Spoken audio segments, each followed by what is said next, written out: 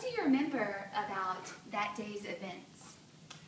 I was at work and I worked on a trading floor, and so we were very focused on that. We had a large television in the office, and we got a call from a customer who said, "Turn on the news, a plane has flown into the World Trade Center," and we all thought it was an accident. And then we got another call that said, we're watching, and that the Pentagon had been hit, and we watched the second plane hit the towers. And since I was a broker, a lot of our customers were down there in New York City and were affected because we worked with a lot of people who actually worked in the World Trade Center. It just shocked us all to think that this was going on. You had the shock of, let's get our work done quickly, and then the shock of what was happening in New York City.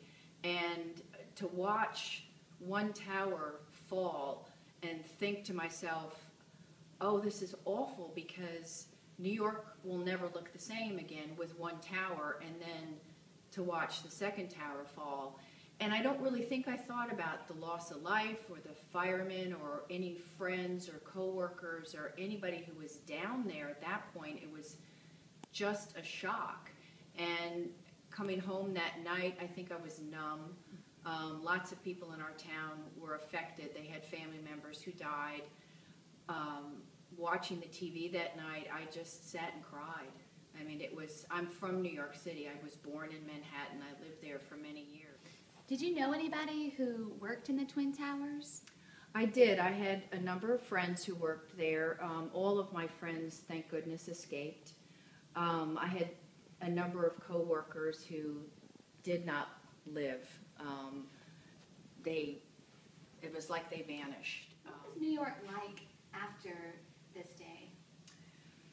At first it was very quiet because obviously there's no planes flying overhead, but the city really rallied, and it was wonderful to see people cheering on the streets when the fire trucks would go down. I mean, after we learned how many firefighters, these brave souls went into the towers and died, and people would just line the streets in Lower Manhattan, getting goosebumps thinking of it, and just clap. I mean, just clap. And there were people down there, soup kitchens, feeding them as they went literally with the bucket brigade, and were trying to, sift through and find survivors. It was very eerie. You could see the smoke from miles away. I could see the smoke from my house. The pile was horrendous. The smell was horrendous. People were wearing surgical masks because you really didn't know, what was floating around. Can you share any other memories or stories that you had from this day? I have one story. A woman who worked for me, her husband was a firefighter, and he was actually in Lower Manhattan, closest to the World Trade Center, one of the first to respond. And she didn't really know what had happened to him. She knew he would have responded to the fire. And eventually he called in, and we had a big board with, maybe 50 telephone lines that came in, and I answered the call, and Oscar says, "I need to speak to Liz," and he was panicked. And I didn't want to hang up because I was afraid of disconnecting the call.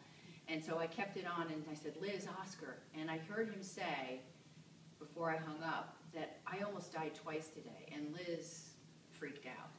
But the rest of the conversation was Liz writing down names and phone numbers, names of parents, girlfriends, wives, for the firefighters who were surrounding Oscar, so that Liz could call these families and say, "Your husband is still alive." There was no cell phone service at that point because the cell tower was on top of the World Trade Center. Right. People rallied, and there were some very brave people, and I think there, but for the grace of God goes me, because I did exactly what all those people did, and all they did that day was go to work,